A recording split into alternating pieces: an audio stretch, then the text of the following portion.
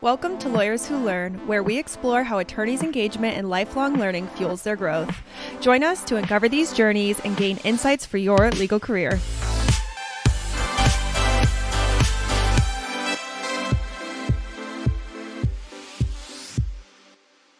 Rob Toomey, welcome to Lawyers Who Learn. It's good to see you. It's been a while, and I'm excited not only to catch up, but also to dive into what you guys do at TypeCoach.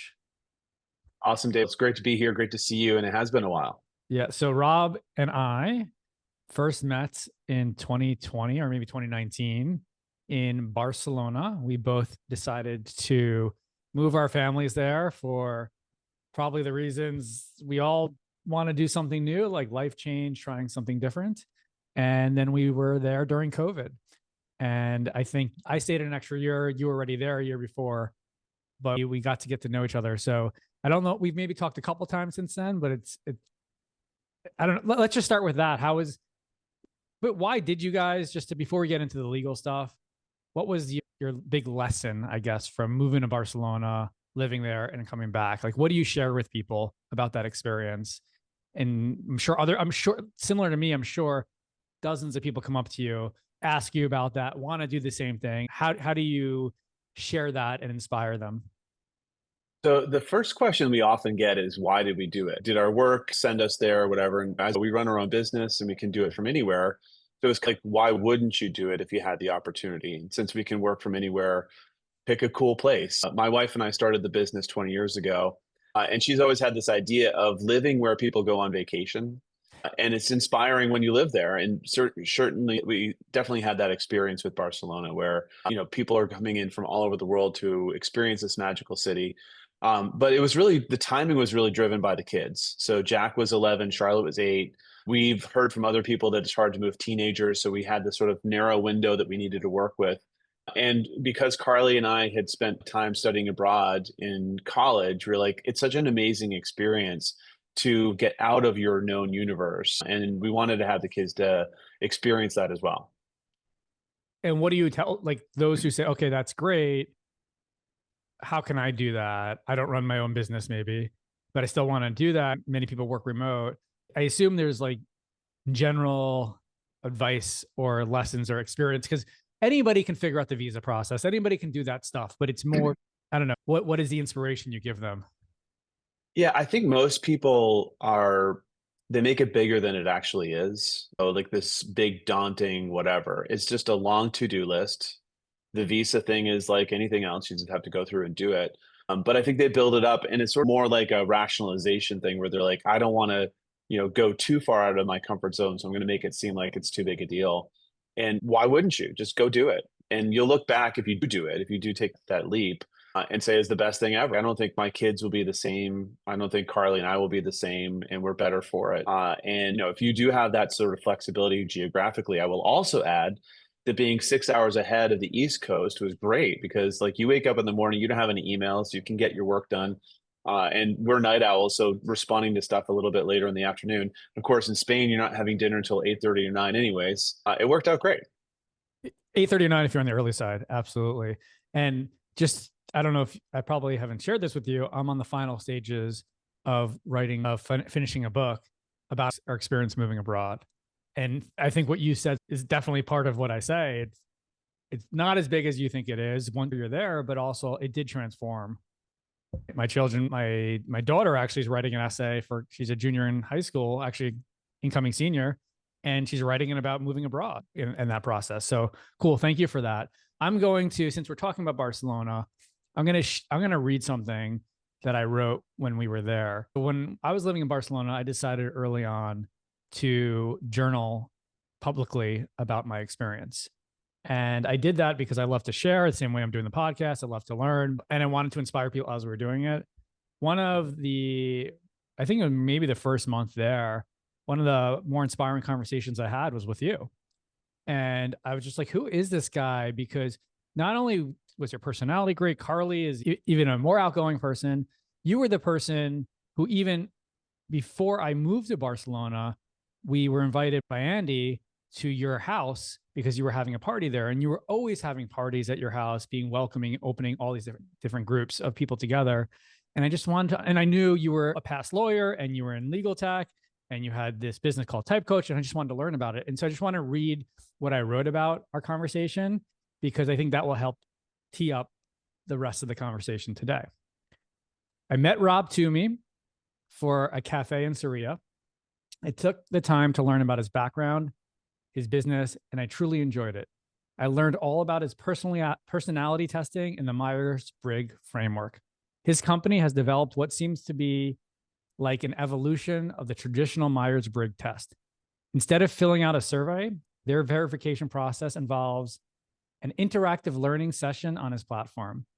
Afterward, it not only reveals your personality type, but it shows the types of your team members, and more importantly, how to interact with them effectively. But their secret sauce is teaching people how to read others' personality types in real time so they can determine them. That way, they can adjust their approach when interacting with different individuals. Rob was once a big firm lawyer who decided he had enough of that life.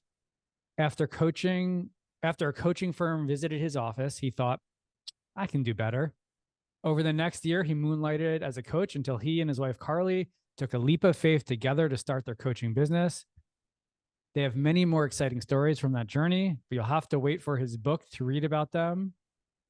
And that was the journal. And as I read that, I'm like, what else are we going to talk about? I just share. But I think I wanted to share that because I wanted to save you time, a little bit of time, so we can get really more into it. But did I encompass, this is 5 years ago, but did I encompass exactly what you do in the right way? And am I missing anything? No, you got it, David. I'm impressed. And it's fun to do a little time capsule back to that moment. I remember that coffee very well. Yeah, no, that's been our secret sauce, is moving from the world of self-awareness. So helping David learn more about David, or Rob learn more about Rob, to how do the two of us interact with one another and navigate the basic differences in personality that are out there. That's been the secret sauce from the beginning. And, in the last 5 years, we've only delved further down that path, creating new resources along the exact same line. And it's been fun because, like, most people have this association, whether it's Myers-Briggs, DISC, Insights. There's a dozen of these self-assessment programs. We have had to work really hard to create a whole new category outside that for what we do. And then you were gracious enough to send me a link and allow me to do it with my team and to take on my own. And one of the things that really stood out to me was, first of all, and I assume they're probably the same videos or you've updated them, but you would take in, instead of what's normal, a 50 question survey, and you made them a list of videos, and then you answered questions after the videos, and you were doing the videos, and you did a really great job, and you brought it to life. And I really enjoyed learning when you're talking and actually taking the test. And I think we actually have the same Myers-Briggs scores. I am ENTP. Isn't that what you are as well? That is correct. Correct. And so and how you came back into my world recently, we see each other on Facebook or different areas, but I recently interviewed Caitlin Vaughn from Goodwin, and that interview is not even live yet. And your name came up because she was talking about how she uses TypeCoach. I'm like, I know TypeCoach. And she said how it's been transformative for their firm because they're so far ahead on everything that they do for learning and training.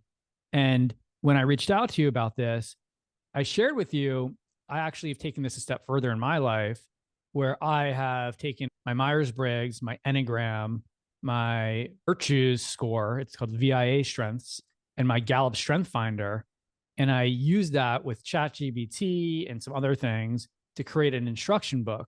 And your response to that was like, actually, that's what we're trying to do with our platform, is create these instruction books. And I thought that could be the conversation that we have today about talking about what a world look like. How does AI transform that? But what does a world look like if we are able to all understand each other's instructions? And I saw that in an article 10 years ago. I was like, here's how, if you interact with Dave, here's what I do, here's what I want. And I think that's one of the biggest challenges. So let's talk about that a little bit. And I don't know, I'll open up the floor to you. Like, where does your mind go when I bring all that stuff up?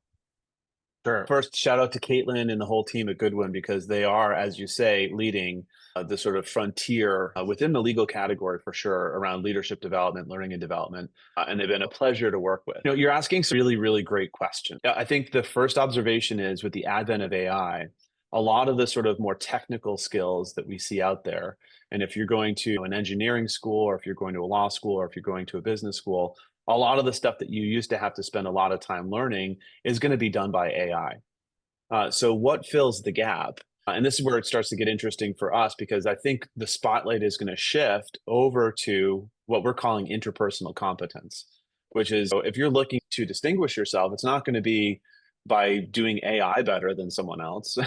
It's going to be, the interpersonal stuff, the void that AI can't fill. And so that's where we're focusing our energy. Is that your term?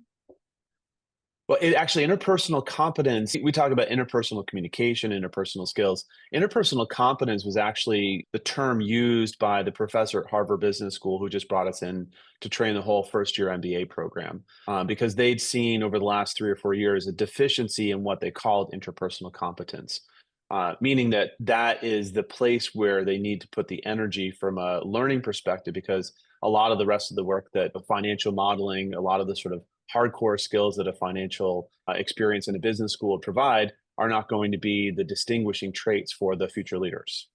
I recently interviewed an individual. His name's Connor Grennan. He is a thought leader. He's at the NYU Business School. He's the dean there, but he's a thought leader in AI. Recommend following him. He is way ahead of everybody on what's happening, and he knows everything that's going on. And I talked to him about what are the skill sets, because what you said, so many things are going to be replaced. And we see it every day, and we're just at the tip of the iceberg. And the two things that he said that I really appreciated was, and it's related to interpersonal competence, is being able to communicate and present your knowledge in class. Because what's happening in schools right now is people are doing their assignments through ChatGPT. Actually, probably the professors are using ChatGPT or some sort of AI to help review it. And because they're all incentivized to get an A and have a good grade, but you can't go in class and fake talking about a topic, at least not yet today. And I was curious how that, in your mind, connects to what you're saying in interpersonal confidence and this instruction booklet that we talked about. Yeah, I think you could get away not being good at that before if you had really strong technical skills. But because technical skills are going to basically become a baseline that everyone has access to, then what's going to be the distinguishing component, right? So if you're a lawyer, if you're a business person or a salesperson, it's going to come down to how effectively you're able to navigate the relationship piece. Whether that's in front of a room as a presenter, whether that's over lunch, you can't rely on AI in that moment. And yet the distinguishing element, why would I choose your firm versus another firm, is going to probably come down more and more to those softer skills, because everyone's assuming that you have access to the technical skills. So it's the new playing field, so to speak. I'm writing this down. You could get away with it before if you had the technical skills, but now they're assuming you have access to the technical skills. Yeah, it's a baseline, right? The line is moving up on the technical side. You might have heard, like when I was practicing law, you think about it, the colleagues who, well, they can't make eye contact, but they can really make sure that the project runs smoothly. And so you would forgive them certain things that they couldn't do on the interpersonal side because they had the technical skills. I don't think that's going to be as easy to accommodate in the future, because everyone's going to have that other stuff. And it actually plays for certain personality types, including yours and mine, where we're not naturally strong at certain things that AI does a really good job of. And so the things that we're really good at that AI currently can't do are suddenly now more interesting to a lot more people. So how is this affecting what you guys do when you think about interpersonal competence? And what we were talking about before is, what is David's instruction booklet for others? How does that affect what TypeCoach is doing, if it does at all?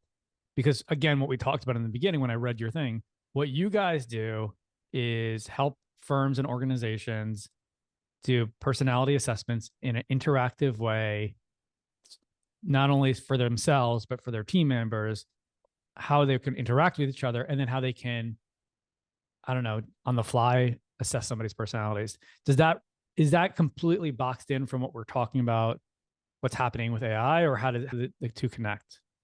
Yeah. So for us, we're basically moving from what we call universal advice. So if you go onto our platform and you click on a colleague, Sarah, who's a colleague of yours where you're having a more difficult time interacting with, the system will give sort of universal advice on how to deal with Sarah, given the combination of your two personalities. Where AI comes in, and we already have this resource live on our platform, is providing context specific advice based on our content. So instead of how do I deal with Sarah in general, you can say, she messed up this project. Here's what the project was. And now I need to give her some feedback about this. And the AI will be able to say, given that specific situation and factoring in the personalities involved, here's the recommendation. And that's an extraordinary advancement for us. Are you using OpenAI, and have you created custom instructions based on your own content? How does that work? Yeah, we're using currently a platform called Delphi. And Delphi is cool because it allows you to create essentially a walled garden of your content. So it's just only TypeCoach stuff is where the AI is generating results. It's not going out to some corner of Reddit with spurious information. It's only using our stuff. And then you create a clone, in this case of me, so you can actually interact through video or voice or text with the avatar, but it's interactive in the specific context. How do I deal with this particular situation? And the advice comes back based on our content. Your advice is coming back in video form or text form? Either one, whatever the user prefers. So In fact, you can, yeah. You have a avatar of yourself that gives the advice to them. I got to see this after this call. That's what it is? Yeah. Yeah, it's a feature called Ask Rob on our platform. And so there are lots of, it's interesting. Can your kids use that? Carly likes it because she can hang up anytime she wants. So what's fun is when we looked at the technology back in February, I was not sold on where it was. And then we were getting ready for a conference in May. I took another look in April and I was like, okay, I think it's actually there. And so we built it out. It only took a few weeks for us and our team on the programming side to integrate it with our platform, which is also extraordinary. So it puts organizations like ours where we've got 20 years worth of content built up, to put that into that sort of dedicated library and then be able to spoon feed it to very specific situations it's really compelling. But not to get too technical, but I'm just interested. And so I always find these, I don't know, when I'm interested, it usually leads to interesting answers, but you're saying Delphi is the software that does the avatar? Yeah, it's a clone platform, right? You basically, and you should do it yourself, right? It's cool. You go in there, you record yourself looking at the camera, Yeah, holding a specific pose. It captures your voice, and then it's going to use that to feed back an avatar based on your style, your tone, etc. But the answers are specific to your content only. understood. But what LLM are they using to power it? I assume OpenAI or something, one of the three big LLMs. Yeah, so the chat element, the sort of AI brain, if you will, is one of those. And then the content, the LLM, is actually ours. That's our content. So Yeah, for sure. Yeah. Yeah. And so is this actually being used right now, or is it on the site and you want it to be used more, but people are like, because we have an AI learning assistant. We haven't got as far as the avatar. Maybe we'll try that. We have it on there. It's used somewhat. It has all the knowledge of all of our courses. You can ask it any question. You can be in a course. You can ask any question to that course and it'll give it to you. But it's not used to the extent that the value that I know is there, just because people are busy. Maybe we're not doing a good enough job letting them know it's there. They want to get they're coming for CLE for all the reasons. So I'm curious, where do you live in that? Yeah, so we're just in beta right now. So we've only got it out to select users for feedback. We don't even know how we're going to handle the pricing and how we're going to handle the rollout. It's early days. I think what's just to reflect on your usage right now, users are being educated on the value of these new resources.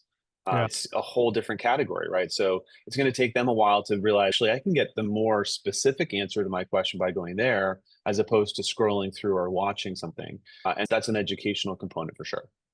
Last question on this, and then we'll move to the next topic is, is your thesis that having an avatar talking to them, even though it doesn't look probably completely natural, is better than them just reading a chat answer? What's the thoughts there? So we don't know yet. I'm actually quite curious what our users are going to tell us in terms of where they go. I suspect it may be personality driven. It looks good, but it's still in what they call the uncanny category. Yeah. So it's not really that natural, but Yeah. it's pretty clear. Yeah. I actually like the video myself more than the text. Yeah. But the phone call feature might be where the action is because you get the benefit of both. It What's the also phone depends call on what you're feature? asking. So basically, like you're talking to the AI verbally, but you're Oh, not so you don't seeing have to type. You can talk it. Correct. through the computer. Cool. That's super cool. I would love to test that for you and have some fun talking to you. And so it's a situation where I'm like, okay, here's my person. Here's what's happening with this person. Are you getting into what their personality type is, or you might not even know that. You're just saying, I'm trying to give advice to this person. They're not helping. They're not listening. Can you help me through this? And then is it trained to, instead of just answering the question, does it ask follow-up questions like a coach, or not yet? So not yet, but we're in phase one, right? So phase one of our current platform, you have to say, hey, I'm an ENTP and I'm dealing with an ISTJ. Here's what to do. Eventually we'll have a prompt intercept where, because we have that data resident on our platform, you'd be like, I'm struggling with Sarah, and the system will know your type and Sarah's type and be able to give you the information right there. So let's get into personality types a little bit, because we're like, you even gave it to us. We were doing it. I still haven't done it with my entire executive team. We still don't know what everybody's personality types is. We still don't know how to interact with each other. And I know many of us been together over a decade, and to some degree that's great, but also sometimes when you've been together with someone for a decade, you see them as what they were 10 years ago, not what they are today, or you don't understand their personality type and you're just like, Dave just never gets details done, or whatever that is. And so take us through, what are some of the main things that firms, because that's who your clients are, or just, it doesn't have to be firms, just in general, why teams, how this is beneficial. And for those who are not understanding or have never really dove deeper than a Myers-Briggs test, maybe they've taken the test, they know they're ENTP, but they don't know anything else. Yeah, and that's usually where our clients are at when we arrive at their doorstep, right? Which is they've done something, they didn't know what to do with it, right? Because if you just know your 4-letter code, there's not a lot that you're supposed to do with that information. It's certainly in the context of dealing with people who might be different from that's the focus for us for the last 20 years. So let's talk about some of the nuggets we touch on for a team, right? So take extrovert, introvert, which is so basic and yet actually drives a lot of the dynamics within a team. What we know is that introverts do their best thinking when they have some time to reflect on it. So the more complex the question, the more time they want to reflect. And so we introduce in our framework the 2 to 48-hour rule when we're talking about extroverts, right? So if you go ahead. Just a quick question on that, because my big thing that I say to everybody is you bring me an idea, give me at least 24 hours to absorb it. But I don't think that fits my because I'm an ENTP. So I'm just confused by that a little bit, because I cannot, if I don't have enough time to absorb and process something, I'm slow and I can't do that. So I don't know. Because I see that as a rule that I share with people. How does that apply to introverts or extroverts or anybody else? Because last thing I'll say is, I actually don't even know fully what ENTP means because I haven't looked at it. I know that I used to think I was an extrovert. And then when I realized and worked with my wife, and I thought she was the introvert, and it turns out I'm more introverted in situations with social settings, but extroverted in sharing, teaching, putting things out there. And she fears public speaking, but is really good at social. So I was curious, just two things that kind of confused me about Myers. Yeah. So what you're highlighting is one of the things that people often miss, which is the individual nuance, right? Just because you're an extrovert doesn't mean you check all the boxes for all the things that extroverts typically do. You're going to say, yeah, I do some of these, I don't do some of those. That's the individuality. My personal experience is that ENTPs, and we can dive into what that is, generally are low on the initiating So what side. do those 4 letters mean? If you can just show that. Sure. Introvert, right? So meaning energized by social interactions versus energized by being alone, which is the introvert side of the equation. And again, it's not about social skills or social graces. It's just about energy. So what we choose to do, right, may be different than our natural wiring because the situation requires it. And so at the end of a very highly intensive social interaction that the introvert has enjoyed, their batteries are drained. That took energy for them to produce. Whereas at the end of that social interaction, the extrovert's batteries are up because actually that's how they reestablish their energy. That's all the introvert element is. And that's how I feel when I do a podcast interview like this. My battery is completely charged at the end. Right. When I'm out to dinner, maybe, and I'm trying to figure out conversation topics, I'm drained at the end. So that's the difference. Yeah. And one of the nuances is that it depends on the nature of the conversation. So an extrovert who's talking about like stuff they really they find out interesting is going to be way more energized than if they're talking about boring stuff. Deeper conversations give me energy Yes. versus surface level.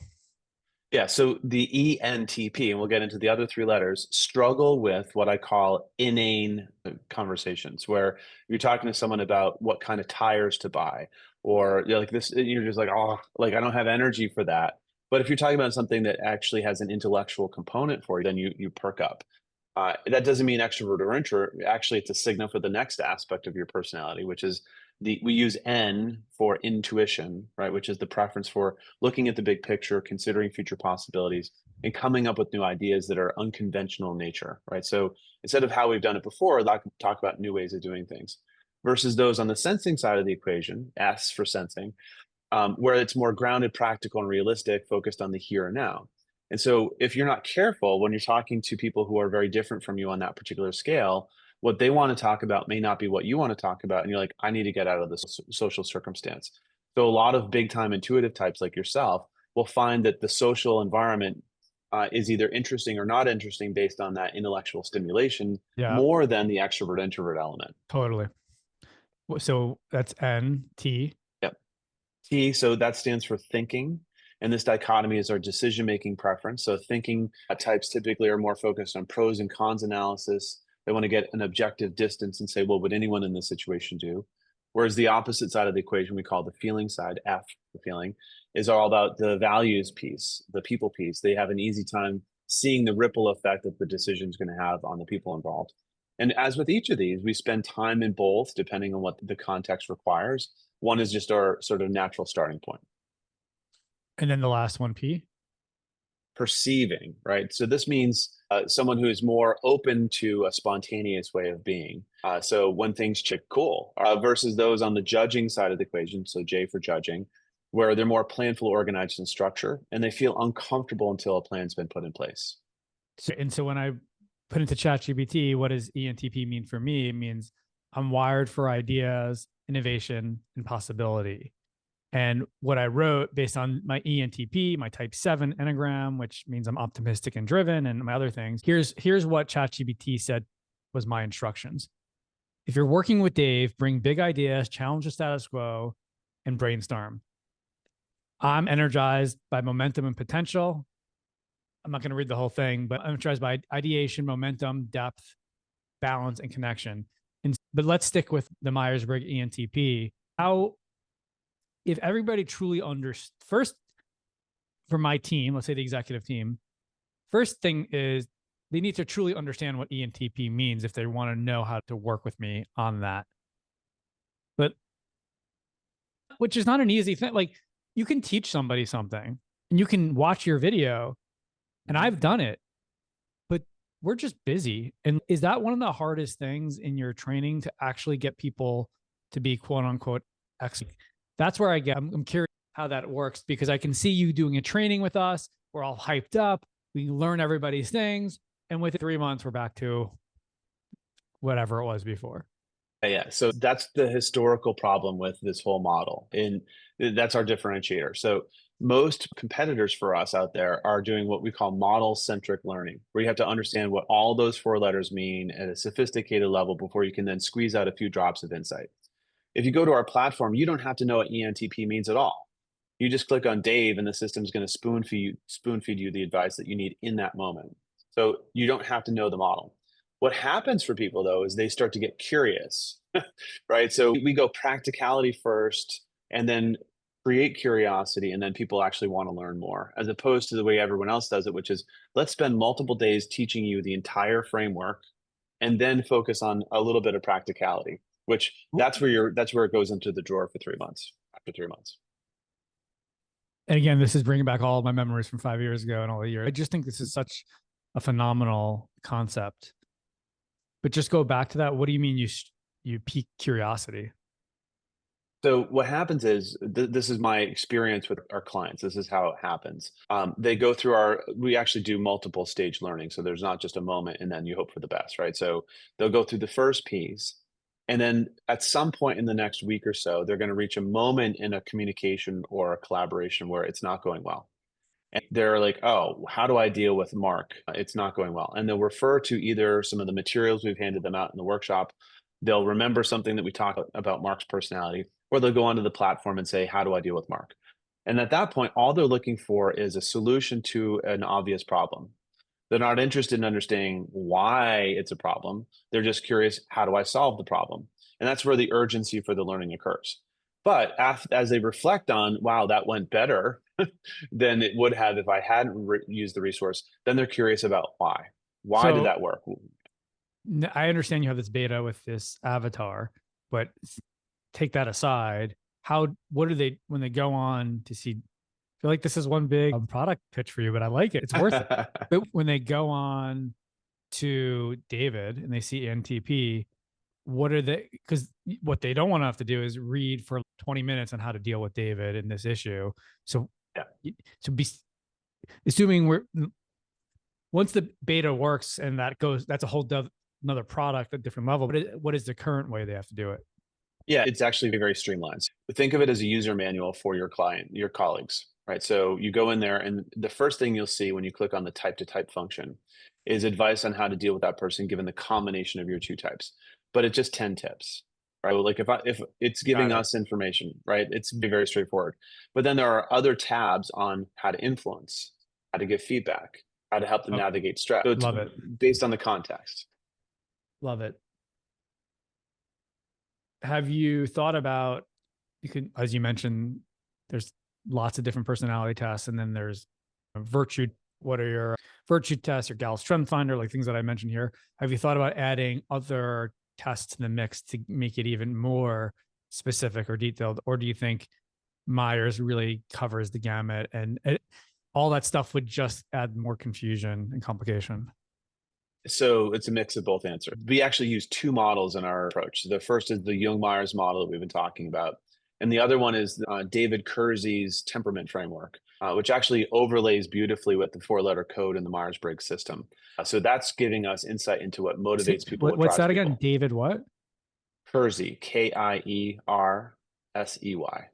And he he wrote a great book called Please Understand Me. And it's all about the core values that drive us and motivate us. Got it. And what would you call it? The temperament framework? The 4 temperaments. Yeah. This is a subject that's been studied throughout human history, dating back to Hippocrates. Yeah. Well, as I'm hearing all this, I remember flashbacks of other parts of our conversations come in to play where, of course, this is not just geared towards law firm and lawyers. This can be any organization. And I remember us talking about a couple of Fortune 500 companies this is 5 years ago, that you were working with. Tell me about who's using this, where the opportunities are, how many, I don't know, give us a sense of like how this is being used. Let's start with this. What percentage of your clients are law firms? Because I know that's your background, so I know that's where your sweet spot is, but yeah, it's actually interesting. So when we first started, by the way, anything you can't share, don't share. But I'm an open book. So probably 10 or 12%. So when we first started this business, it's 20 years ago, this past January, I thought that the first clients we would get would be law firms, because I spent 5 years in BigLaw. Who else is going to come in and explain something in a way that, because if you haven't lived in that environment, you don't have credibility to speak to it. Exactly. But at that moment in time, 20 years ago, the law firms we approached were not open to the idea of doing this kind of training. They didn't see the commercial benefit, and they're like, why would we take our lawyers out of the billing cycle to do something like this?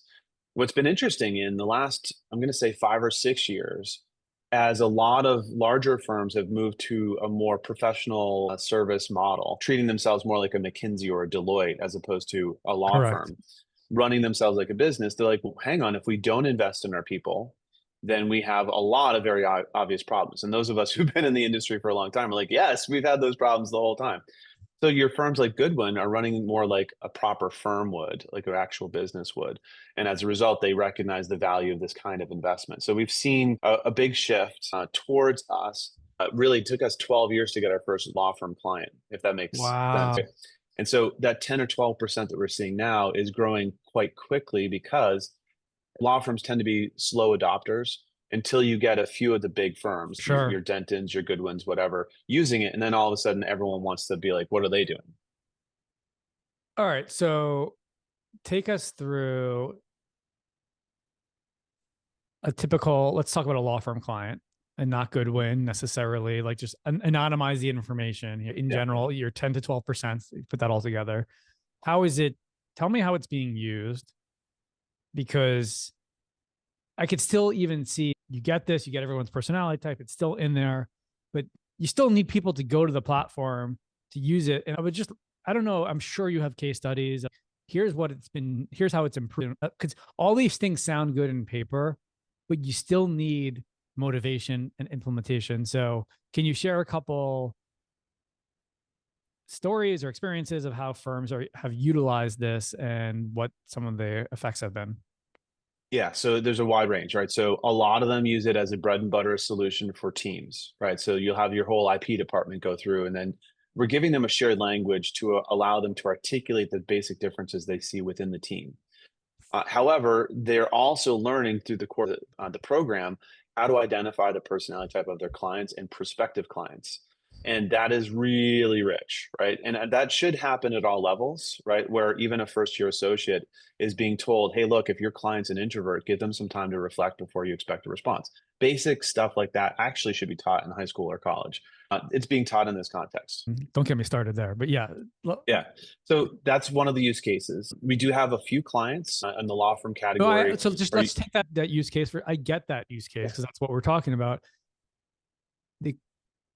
And maybe you don't have this insights and information, but you know how your retention rates are. Is okay. So once they sign up and it's in there, I like the model because if you cancel, you lose access to be able to see what the personality types are. Is there a way to actually see if somebody's going on? Do they have reports that they can see the activity? Do they put notes in on there? I'm just trying to get examples of, okay, some teams are using it. Here was the situation and here's how it helped. Do you have data on that? So first, we complete transparency for our clients so they can see all the activity that's happening on the site, who's logging in, who's not, what access they've been using, like which resources on the platform they've been using. With certain clients, we have a little bit more insight into how they're encouraging usage, right? Yeah. Other clients, it's harder for us to tell because they want to keep us at arm's length from that. But for the clients that are doing it correctly, from my perspective, every manager of a team is told when you next have someone come to you with a complaint about someone on the team, refer them to the platform. Gallup suggests that managers spend about 40% of their time helping their team navigate interpersonal conflicts. And if we can reduce that percentage, everyone's becoming a lot more effective. Yeah. I just had an idea. So we have a platform called Culture Amp, and there's many platforms like that. So that's where we have weekly one-on-ones with our reports. We have performance reviews quarterly or twice a year, but we have self-assessments. We have assessments of others. And we used to do that through Word documents and whatever, and through this platform. And I know Latera has one that they just bought, CE Manager, that, and I know Skilbert, the guy who, forgetting his name right now, Steve. That's my brain doesn't work that fast, but there are platforms for law firms that are coming out right now to help through assessments of people and meetings. Have you ever thought of adding to your platform or partnering with the platform? Because if you can get them to be using things that they use every day or every week, which is the weekly meetings and things like, because what I thought about was, if I can, it would be amazing because we're all on Culture Amp at least once a week, or many more times if you have many reports, if you could have the personality type and all that right there, versus having to go to another platform that's just based on that. Yes. So I'm happy to talk to Steve, whoever, about that, because we definitely want to integrate, right? We need to go where our workers are working already. But it gets even more interesting, right? So I believe the next phase of things is going to be very much more individually orientated, right? So instead of just seeing how our company's overall performing based on our surveys, wouldn't it be interesting to know how different personalities are feeling right now? So filtering that data based on the intuitive types are feeling really energized right now, but the sensing types aren't, right? Wouldn't that be cool to be able to look at that information and say, what are we doing right for this group and not for that group? So meaning those types would actually go on your platform and say how they're feeling? Yeah. So if you take your culture program, it's doing a survey right now, and let's say it's talking about, just making this up. Every week when we do our assessment, to ask 3 questions: what's your energy level, and 1 through 10? How are you feeling? Like you put your mood each time. Yeah. So let's assume you have that data. If you could splice that, right, based on the personalities of the people involved, who's most energized right now, who's least energized, who's feeling the most stressed. So like the thing about stress, just let's go down that rabbit hole because it's interesting. During the pandemic, you and I were probably among the 2 types that were most energized because we are enemies of the status quo. We want to see things move forward towards a brighter future. And so the pandemic put everything up for grabs. And so I turned around to my team like, this is a great moment for us. And they were terrified. So this was not a great moment for them. So if you had that on a dashboard, you'd see that certain personalities are really excited about what this opportunity represents, and certain other are terrified in the fetal position. That's useful information that you could actually filter through that kind of survey. And I would actually say more relevant to now is that's how I feel about AI. I'm like, holy smokes, this is going to upend the status quo. This is the most exciting thing I've seen since sliced bread, where many people are like, oh my God, here comes my job. Or I've been doing this it's a behavioral change. Not, you can give somebody a treadmill, doesn't mean they're going to run on it. So you can give them the tool to use AI, but doesn't mean they know how to go about that. And that to me is the most interesting thing happening right now. And again, why I think what we're talking about with your personality type and your instruction booklet and interpersonal competence, what we mentioned before, you're at I don't know, I think it's a great opportunity for your organization, what you guys are doing, because everybody's a little freaked out and you want to understand how different people are. That's the other thing. It's how can you help people with behavioral change or to change management, essentially? Well, if you were looking to do change management, can understanding personality types help move people along at different paces and things like that? So like a lot of, our 2 biggest program requests right now, after people have been through the basics, is our stress program, because people are feeling stressed out by how much is happening in the world right now. And number 2 is our change program, because organizations are being asked to, and their people are being asked to change more rapidly and more frequently than ever. And both are deeply impacted by the personalities involved, right? Yeah. If someone comes to you, David, and they're like, hey, I've got this new way of doing things, you want to try it out? You're like, yes, I do. There's no defensiveness or barrier to change. Whereas the largest percentage of the population from a type perspective are predisposed to stick with what they know already works, because their core values are to be reliable and responsible. Totally. Something new inherently has risk in it, which is we don't know if it's going to work, whereas this known solution does. Why would we get rid of it?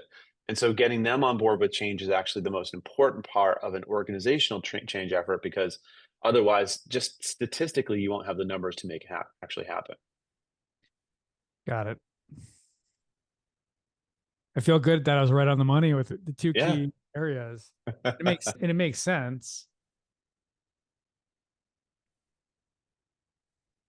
It just, every time I talk to you, like, he just knows his stuff really well. And even that goes from your video, you know this information so inside and out. And actually you're an amazing speaker. this is a skill set like we were talking about, that the way you speak and take information and share it is the gold skill set of the next 5 years, let's say. Because like you said, the technical skills is no longer what you can take for granted. How would you, let's box the rest, let's, in the last few minutes, let's just go to a new topic. Yeah. How would you think about, if you had a dream of how to like rethink college and university right now, because you mentioned this should be taught, knowing what we know and how things are going to change. And I'm sure you've thought about this a little bit. How would you, if you can build it from scratch, what were the things that you would want students to focus on? Yeah, separate from the conversation about what industry you want to go into that has some insulation against AI, I actually think about it very much from a individual's wiring, right? So I want to put someone in a spot where they have an opportunity to utilize their natural strengths from a personality perspective more than 50% of their average day from a professional perspective. Now, that's not something say that one more time. Yeah.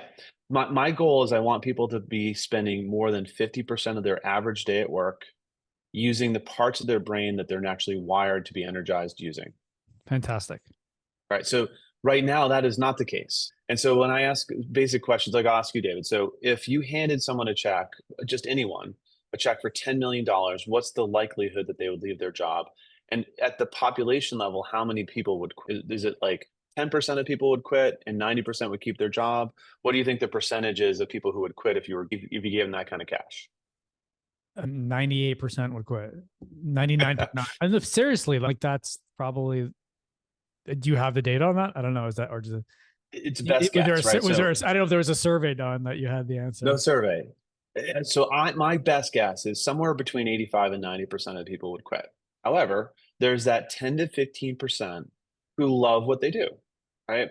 And they would continue to do it. Maybe it's 22%, and but it's somewhere well north of the majority of people are currently doing work that they don't find inherently satisfying and would not choose to continue doing it if they didn't have the financial requirement to do it. And I think we can do better at a societal level, right? But we don't know how to do it, right? So we're at this moment in time in humanity's development where we have this opportunity to be more thoughtful about what we spend our time doing, but people don't know how to figure out what it is that they would like to do, right? And so that's where the personality elements can come in, because what you and I should be spending our time doing is very different than people we work with, who should be spending hopefully more than 50% of their time doing other stuff. So bringing it back to school and personality, what are, like, I have this conversation with two teenagers who are going to be seniors in high school and are actively applying to college. I struggle right now. They're already in the game. They're going to go to college, but I struggle right now with the value that they're going to get versus the cost of what college is. I think when you go to college, it's like things are moving so fast in the world with AI that you're actually going to be less competitive in college than if you did something that was, it still doesn't have to be working right away, but it's something that was geared more to reality. And I think it's interesting, the personality, understanding your personality type early on and using that to help you. But I didn't know if there's anything else anything else in your mind that you would apply in college. Yeah, I think, again, it's a great conversation about, is the value worth the investment? For me, the point I'm driving towards here is I want to make sure that the path that the student is choosing, regardless of the educational level or whatever, is still consistent with or in alignment with who they fundamentally are. Like, is this, if you're going to become a doctor because both your parents are doctors, ask yourself if being a doctor on a day-to-day basis is going to be something you look forward to doing, as opposed to you're checking the sort of box. So, like, my other sort of little chestnut around this, going along with the 85% of people who quit their jobs, is that most people spend the first 50 years of their time on the planet chasing someone else's definition of success. And at that sort of inflection point, that midlife point, they're like, why am I doing this? I don't even like this. And so then they start to do the work on figuring out what they'd rather do. It goes to both that, and I'm turning 48 next month. So I'm in that. It goes both to that, but also when you're in this midlife area, you look to see, okay, you had expectations of X. how far away you are from them, how realistic were they? And then what is the next, you don't want to coast. I don't, but like you've worked, usually when you're in your 20s and 30s, you think the growth that you're building is going to keep going, but at some point you hit a platitude. And then when somebody's in there getting that 50-year-old, is the next 25 years, whatever, going to be at that same platitude level or declining? And the biggest question that I like to ask myself and others, are your best years ahead of you or behind you? And a line that my dad always says is like, he used to say, he just turned 80. He used to say my next 20 years will be my best. He's like trying to be a little bit more normal and say my next 10 years, but he still believes the next 20 years. And like, I think that's obviously there's optimism and other things like that.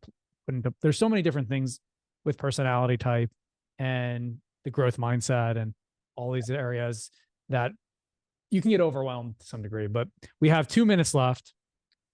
I've learned a ton. What I like to ask people towards the end, because we're going to build up a list of all these areas. You've already mentioned a book, Please Understand Me. Is there any books that have been transformative for you in your, it doesn't have to be about personality at all, in your, as an entrepreneur, as an individual, that you would want others to read? And if you need to look at your Kindle and your app or whatever, feel free. I've got so many. I love a book called The Art of Possibility. And that's just, it's a great book for anyone, but it's especially powerful for certain personalities. I love a book called, where do I go? From the personality type piece, there's a wonderful book called Survival Games Personalities Play. This is advanced material, really, really does a great job of explaining how people respond when their basic needs as a human are not being met. And again, there's some really clear patterns based on personality type. And it goes down that whole temperament piece, which is really, really rich. I'll leave it at that, but I certainly can send a longer list if that'd be helpful. What I love about you, Rob, is you always have an answer, and it's a good answer. So I really appreciate you sharing this. I see so much opportunity for law firms to follow the lead of the 12% that are already using you. And again, every time I talk to you, I'm like, man, we should be using this at Lawline. And I'm trying to figure out why we're not. But my biggest challenge is once you do it, we've done so many things where you start and then the follow through is always the hardest thing. And you see that as well. But we will continue that conversation offline, and appreciate your time. David, a really fun hour. It's fun to watch you in action doing your thing. The twists and the turns and all the different directions we went was a lot of fun. So thanks for having me on. Do you have a minute to stay on after? Sure. Cool. Absolutely.